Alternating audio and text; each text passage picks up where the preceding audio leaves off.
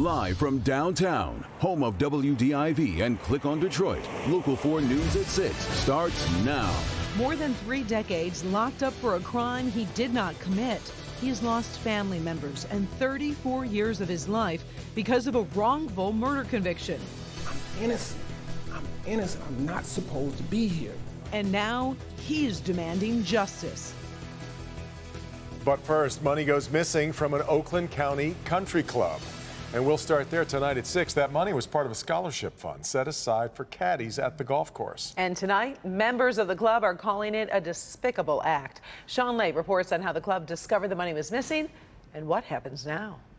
Well, good evening. Tonight we're speaking with a few members of Oakland Hills Country Club, and tonight they're saying that they have questions about this, namely how much money was taken and have Bloomfield Hills Police been called in to investigate.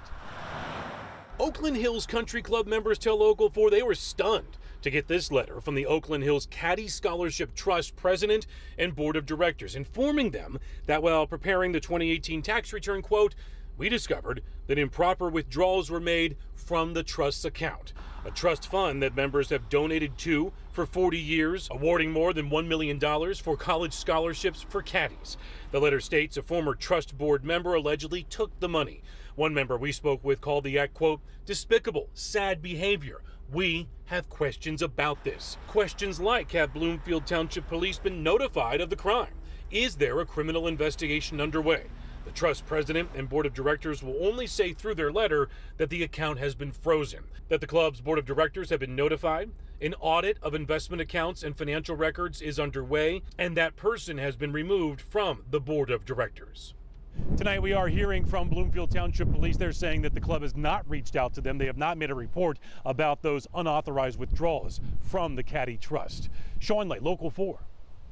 Okay, Sean. Well, he spent 34 years in prison for a murder he did not commit. Today, Daryl Siggers filed a lawsuit against the Detroit police officers who helped put him behind bars for decades. Coco McAvoy now live with more on this.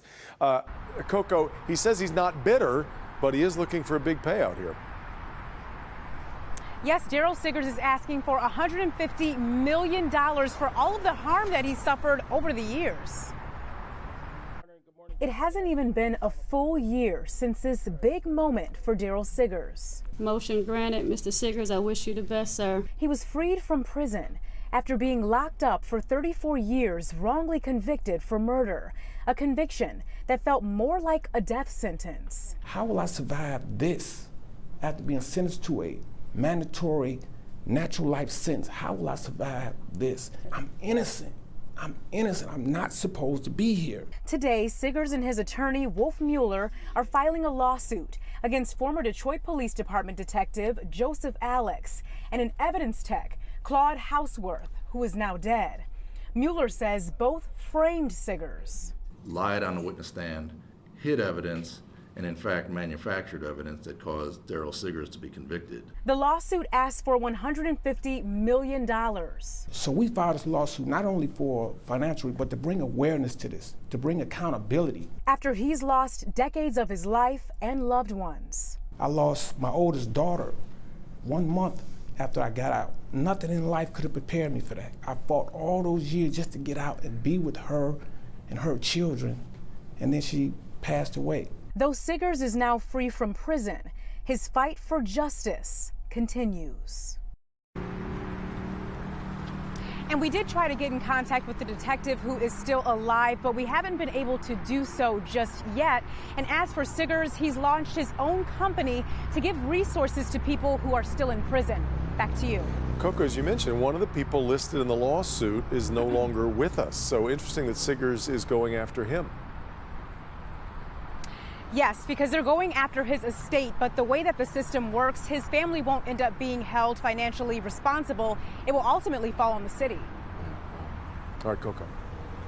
The FBI raids the home of one of the UAW's top officials. Investigators were at the Canton Township home of President Gary Jones today. It's part of an ongoing investigation into the company's alleged kickback and bribe schemes, which has already landed former UAW Vice President Norwood Jewell behind bars. Overall, 6 locations across the country were raided as part of this investigation. Former state representative pleads no contest from a neglect of duty charge back in 2016. Former Rep. Todd Courser of Silverwood entering the plea today, according to officials. Courser resigned back from office back in 2015 following an extramarital affair with former Representative Cindy Gamrat. The charge carries a possibility of a year in jail. Attorney General Dana Nessel calling Courser's decision to enter a plea the wisest decision that he's made in years. There is a war of words going on in Lansing as Governor Whitmer came out swinging against the Republican legislature today. We're about 1 month out from the budget deadline, and both sides are trying to prevent a shutdown. Rob Maloney shows us how this fighting over funds could impact you. Much like with school children at the end of summer, it's time to get serious as we approach Labor Day. And that's the way it is here in Lansing, but politics have crept into all of this. The governor this morning announcing a big news conference where she called out what she believes to be do-nothing Republican legislative leaders. But on the flip side of that, they're not so happy with her either. The governor is a bully pulpit, and she used it this morning in a news conference demanding the legislature get to work and pass her $60 billion budget pronto. We have to get this right, and we have to get it right now. And it's time for them to offer up something that is a legitimate alternative. Saying no is not leadership. Coming up with an alternative, publicly talking about it, and saying this is how we can meet the needs of the people of the state. That's what leadership looks like, and that's what we haven't seen yet. Senate Majority Leader Mike Shirkey says that's because they agreed not to talk about proposal specifics in public. After 4 different proposals provided by the legislature to her, all we've gotten from her on those is unacceptable. No negotiation, no retort, no offer for changes. Shirkey and House Majority Leader Lee Chatfield agree it's time for the governor to split road funding away from the budget and negotiate on 2 different tracks.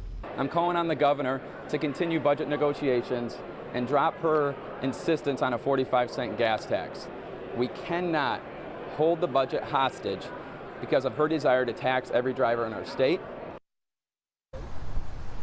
So the clock ticks. We're at impasse. The governor is warning of a government shutdown on October 1st. I talked to her budget director, and he told me today that they're looking at all of the differing departments within the state that would have to stay alive or going if, in fact, there was a shutdown. So they're preparing for that. They say you can't wind things down in 5 minutes. In the meantime, Shirkey and Chatfield are saying, why are we even talking about a shutdown? There isn't going to be one. They said they can have a continuing resolution. But what they say, and Chatfield said it best, he said, look, we can walk and chew gum at the same time if we are of a mind to.